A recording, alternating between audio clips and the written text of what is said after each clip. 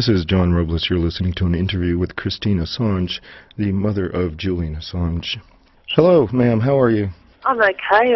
Before you rang, I was dealing with some journalists in Australia who decided to know what the motive is, to make money or they're jealous or whatever it is, but to viciously smear Julian. The media, some elements of the media have been deliberately smearing Julian and distorting the facts when they know the difference. I'm aware of some that are too lazy to actually investigate the facts. But now we're looking at an increase in deliberate smearing and informing the public about what's going on. Are there any points that are out there in the press that you would like to counter right now? Okay, well, I suppose just the ones at the start in the last couple of days, and I'll work backwards.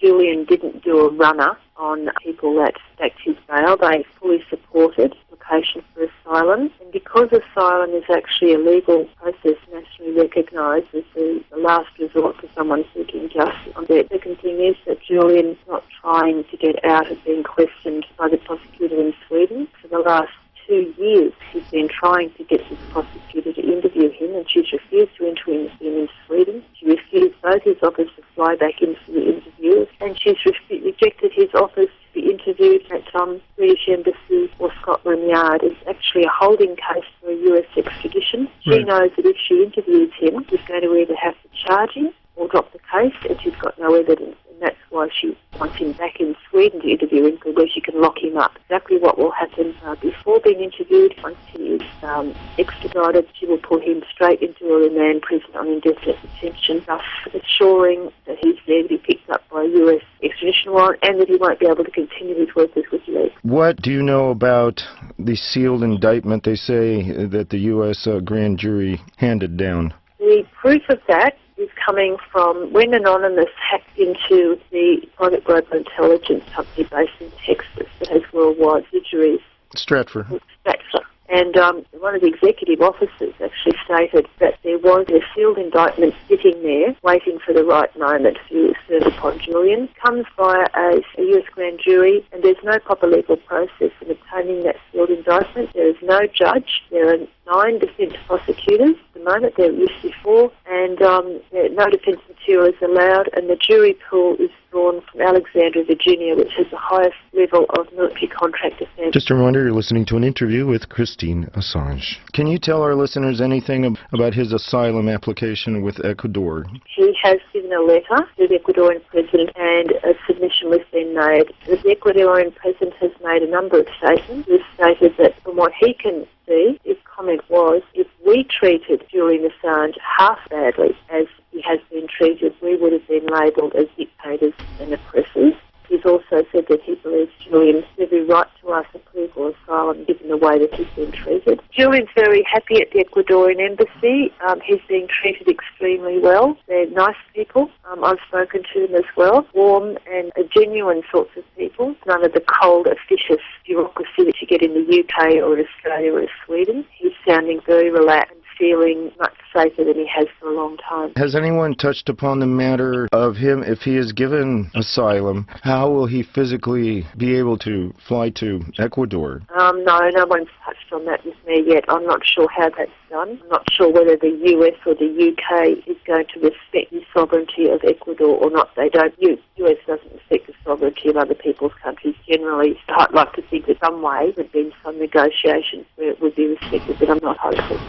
Do you think there's any possibility that the US may try to intercept him if he leaves the embassy compound? Have you heard any? And I think the US is quite capable of assassinating him. In fact, there's been some recent articles out of Washington that were printed in our Australian paper that Obama's completely out of control and that he's drawing up personal lists of people he wants to drone and assassinate, and is refusing to actually discuss this with Congress or the justice system at all. He's running off like a loose cannon around the world. He actually has his own kill list now that he signs off every day. We call those people dictators. This is the first I've heard about anything regarding assassination. In the first week of December 2010, when Julian was arrested, and just prior to that, there were many commentators in the US who are calling for him to be garroted, droned, assassinated, hunted down, and so on it goes, talking in quite graphic terms about what they would do to him. And the Stratford emails talked about torturing him when he got into a US prison.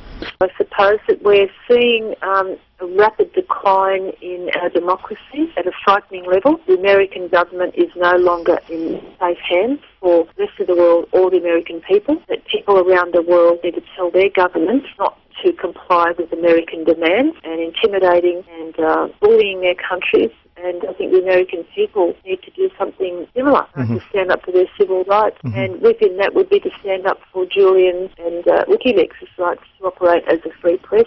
Julian remains uncharged anywhere in the world. The US Treasury has stated he hadn't broken no law. Do you know anything about the case of Manning? Bradley Manning, the last straw for him was when he was asked to arrest 15 Iraqi dissidents, civilian dissidents, take them to the Iraqi police for torture. And when he asked what it was that they'd done, it was that they'd run around with a piece of paper asking where the money had gone. That was referring to the Reconstruction money, and that great crime of asking how the money was being rorted away. There was U.S. money.